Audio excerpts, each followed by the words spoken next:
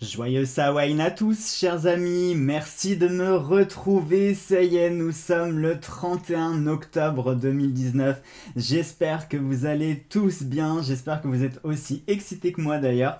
Moi je vous dis même pas, je suis une pile électrique depuis hier. Allez, blague à part, j'espère que vous allez tous bien, j'espère que mon petit costume de sorcier vous plaît. Je dois être honnête avec vous, mais en fait j'avais la flemme de me démaquiller intégralement. J'ai encore la barbe toute mouillée, vous voyez. Parce que je venais de vous enregistrer le compte d'Halloween et puis je me suis dit, tiens, si tu faisais les énergies du jour comme ça les mettrait dans l'ambiance directe. Allez, on y va sans plus tarder. On utilise notre fantabuleux pour les énergies du jour. On va utiliser l'oracle. Les manches sont trop longues, je me suis assise dessus. Je me suis assis dessus, pardon. On utilise l'oracle des sorcières, bien sûr, de Sally Morningstar pour nos énergies de la journée, et puis la maîtrise de l'amour de Don Miguel Ruiz pour les énergies d'amour. Je vous présente mon petit Jack aux lanternes. C'est la fausse, hein, la vraie, elle est à l'entrée. Mais je n'allais pas tout mettre en branle. Bon. Allez, on y va. J'espère que les énergies seront meilleures que hier, bien que la journée n'ait pas été désagréable, enfin en tout cas pour moi. Puisque je pense que l'énergie, vous savez, on a tiré les cartes du démon, de la croix et de la mort. Clairement, je pense que c'était les énergies de Samhain qui commençaient à rentrer en jeu, et je pense aussi que ça nous parlait de fin de quelque chose. Personnellement, j'ai eu des échos déjà de certaines choses, et je suis plutôt content de la tournure que ça prend. Voilà, j'espère que pour vous c'est pareil, que vous sentez des fins, des cycles qui se terminent. On va voir avec aujourd'hui, de toute façon, ce que ça va nous dire. Mais si on ressort des énergies analogues, on pourra clairement se dire qu'on rentre dans une fin de cycle pour mettre en place de nouvelles choses. Après, c'est vrai qu'il faut quand même prendre en considération les énergies de Samhain. Et aujourd'hui, là, on est en plein dedans cette fois-ci. Et ça va durer tout le mois de novembre. Allez, on y va pour la coupe. Et nous avons l'épée. Regardez les amis, l'épée qui... Le démon est juste derrière l'épée. Je dis ça, je dis rien.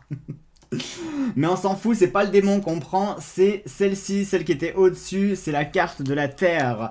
Et ça, c'est bien, c'est bon, on adore, parce que la carte de l'épée et la terre symbolise bien sûr les biens matériels, ça symbolise la famille, le foyer, tout ce qui nous ancre au sol, dans la réalité, dans la vérité également, tout ce qui nous lie dans la terre, sont nos origines également, nos racines.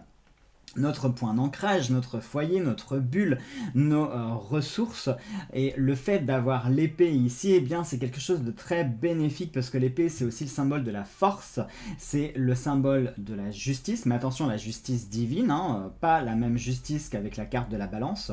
Et surtout, l'épée, c'est celle qui va permettre de trancher avec ce qui nous lie et ce qui nous réunit, les choses négatives et néfastes. Donc là, clairement, aujourd'hui, les énergies de ce jour nous propose de brandir cette épée pour pouvoir couper tous les liens que nous avons, que ce soit... alors là, ça nous parle bien sûr de liens principalement terrestres, en lien avec la Terre, en lien avec des biens matériels. Alors ça peut être par exemple... moi je sais pas, ça peut être tellement plein de choses, ça peut être tout n'importe quoi, mais ça pourrait être, imaginons qu'il y ait des situations qui vous dérangent, c'est le moment de les couper. Si vous êtes dans des relations aussi qui ne vous conviennent pas, c'est le moment aussi de couper. Si vous avez certains liens toxiques qui vous emprisonnent avec certaines choses, pareil, c'est le moment de les couper. Vous avez les capacités aujourd'hui vraiment... Les énergies vous proposent, elles vous mettent à disposition cette épée comme ça que vous pouvez saisir, brandir pour pouvoir couper les liens.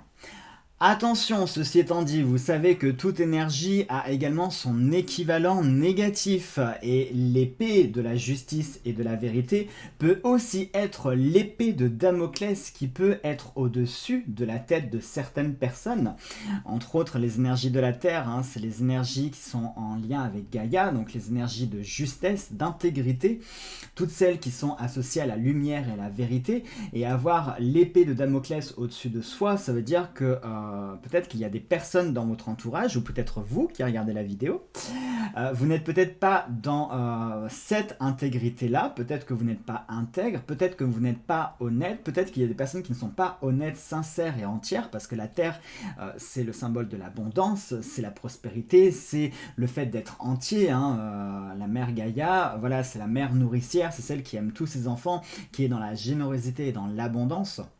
Donc aujourd'hui, ça nous parle aussi d'énergie, d'abondance, mais voilà, ça peut nous parler qu'il peut y avoir des personnes qui ne sont peut-être pas forcément intègres, qui sont peut-être fausses, et ça pourrait rejoindre les énergies d'hier avec le démon, la personne là où les personnes fausses, cupides, qui ont tendance à manipuler, à dominer, à faire les choses dans le dos, et bien peut-être que là, on est sur ce même type d'énergie, mais cette fois-ci en mode positif. Mais voilà, il peut y avoir une épée de Damoclès au-dessus de la tête qui fera que certaines personnes dans votre entourage, ou comme je l'ai dit, peut-être vous-même, peut-être que vous êtes surveillé, peut-être que la vie commence à vous surveiller, que le karma, peut-être que le karma va commencer à rattraper certaines personnes, c'est possible aussi. Donc voilà, surtout aujourd'hui. Aujourd'hui, vraiment, je vous le redis, mais Samhain, c'est qui tout double, c'est-à-dire où vous allez être béni en abondance, avec cette épée de justice et de vérité qui vous permettra de briser les liens, ou au contraire, ça va être votre épée de Damoclès et au moindre faux pas, le coup près va tomber, quoi.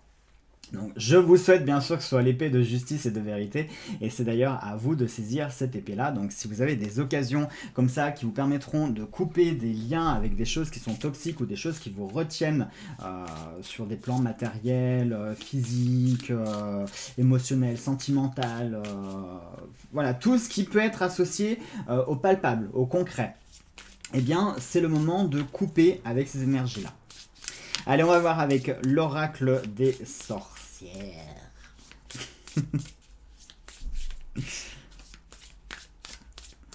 Allez, on y va, on fait la coupe et on a... Ah, bah c'est dingue, on a sorti le cordon hier. Regardez, le cordon vient à nouveau de sortir.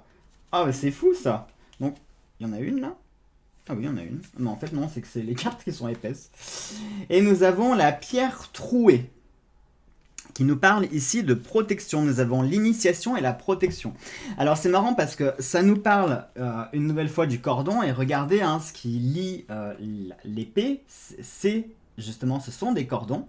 Donc on a à nouveau les cordons, donc on est dans ces énergies à nouveau d'initiation et de lien, de choses qui retiennent, mais cette fois-ci on a la pierre trouée. La pierre trouée qui est un symbole de protection. Je pense que plus ou moins tout le monde doit avoir un petit donut, enfin ce qu'on appelle un donut de pierre, en malachite, en quartz rose, peu importe. Et cette forme-là de donut, c'est tout simplement le symbole de l'Ouroboros.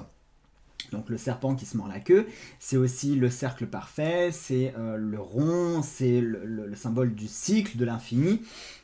Donc la pierre trouée, c'est vraiment, ça nous parle ici de protection. Et lié avec le cordon, sans mauvais jeu de mots, lié avec le cordon, du coup, ça nous parle vraiment d'un fil protecteur qui est avec vous, qui va être présent avec vous. Alors attention, parce que bien sûr, le fil peut avoir... c'est le cas de le dire, il peut être à double tranchant, c'est-à-dire autant ça peut être un fil comme une corde qui va vous sauver, vous extirper, qui va venir vous tirer vers le haut, autant ça peut être la corde qui va être autour de votre cou, ça rejoint à nouveau cet aspect d'épée de Damoclès, donc ça peut nous parler d'une certaine menace aussi. Mais ceci dit, comme on a la pierre trouée avec nous, ça symbolise la protection, donc pour moi clairement ici ça nous parle d'un fil protecteur, quelque chose, un lien. Et aujourd'hui, il va y avoir un lien, alors soit un lien que vous allez créer, soit un lien qui est déjà présent, soit un lien qui va se renforcer, mais de par ce lien, il va y avoir quelque chose d'extrêmement fort qui va se dégager, et il va y avoir un sentiment de protection, de sécurité. Je pense qu'aujourd'hui, ça va nous parler de liens qui vont se renforcer. Alors, soit ce sont des liens qui vont se créer, soit ce sont des liens qui vont se renforcer, parce que c'est marrant, d'un côté on coupe des liens, de l'autre côté on renforce d'autres, mais justement, c'est pas paradoxal, c'est logique. C'est un peu comme, par exemple, une plante. Je vais vous prendre un exemple tout bête. Je viens d'acheter un gros pot de fleurs de chrysanthème couleur orange pour faire ma déco de Samhain. Et en fait, il faut savoir que sur les chrysanthèmes, la culture du chrysanthème, il faut pincer, en fait, dès que vous avez un petit bourgeon qui sort, il faut pincer les petits bourgeons pour que la fleur principale puisse s'épanouir. Et bien là, c'est le même principe, c'est-à-dire que il y a des liens qu'il faut savoir rompre et couper pour avoir toute la place pour pouvoir renforcer d'autres liens. Donc voilà tout simplement, je suis en train de chercher autre chose, mais non, c'était tellement simple à interpréter qu'il n'y a pas besoin d'épiloguer plus que ça. Allez, on y va pour les énergies d'amour. J'ai affreusement chaud sous mon chapeau, vous n'avez pas idée. Donc si vous voyez que je commence à perler, hein, non ça va. Ce n'est pas de l'highlighter, ce n'est pas un fard à paupières nacré, c'est juste que je transpire. En même temps, j'aimerais bien vous y voir à ma place. Hein. Je suis sous une cape en velours épais, le chapeau qui est en velours épais, je garantis que je peux sortir tranquille en hiver comme ça. Hein.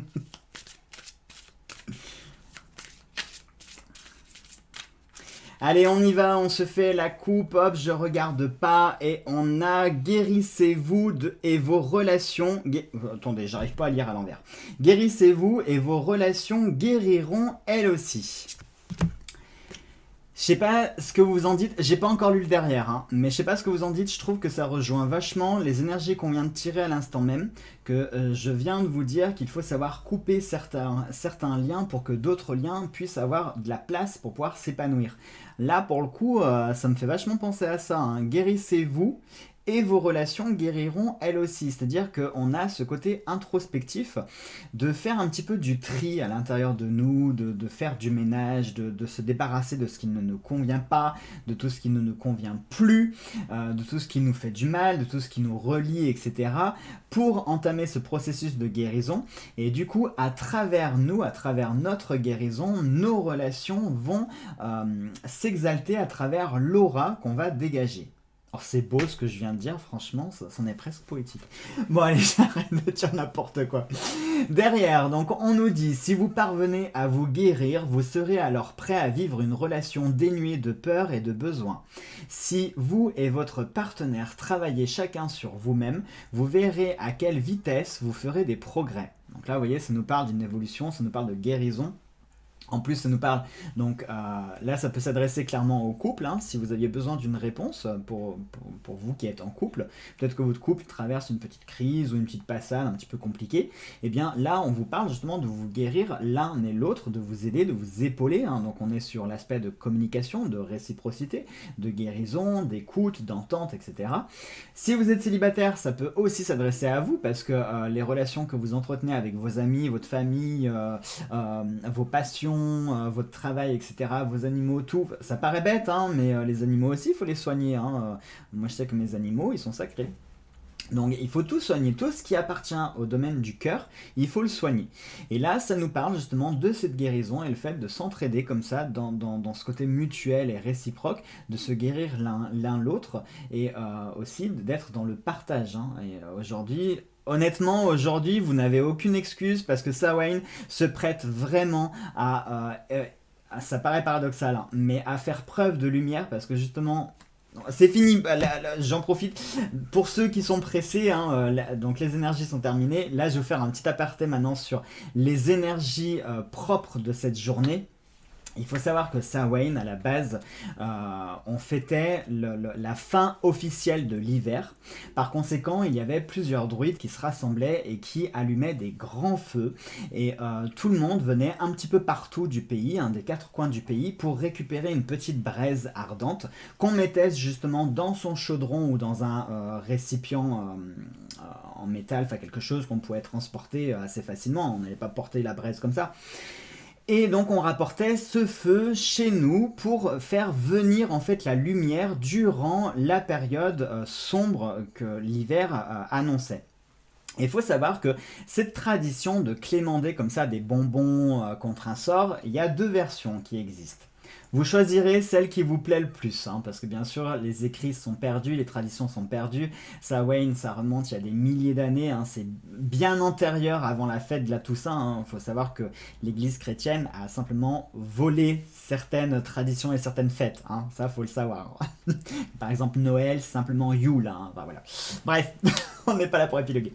Donc les deux versions que je propose, la première, c'est que comme la période hivernale arrivait, par conséquent, les familles les plus pauvres et les plus modestes clémendaient de porte en porte pour contre en fait un petit peu de nourriture, un petit peu d'argent contre une chanson. Voilà, c'est-à-dire qu'on chantait et puis les familles nous donnaient une petite pièce, un petit légume, un morceau de pain, quelque chose pour faire plus ou moins des réserves ou arrondir les fins de mois pour passer la période de l'hiver. Et cette tradition-là, c'est pas que pour Samhain, on la faisait pas que la nuit de Samhain, on la prolongeait tout le long de l'hiver, et entre autres, ça devrait vous faire rappeler une certaine tradition qu'on perpétue, alors pas trop chez nous, c'est plutôt en Amérique, mais par exemple pour Noël, les personnes qui viennent toquer aux portes et puis qui vous offrent une chanson, hein, et ben voilà, ces traditions-là, ça vient de là.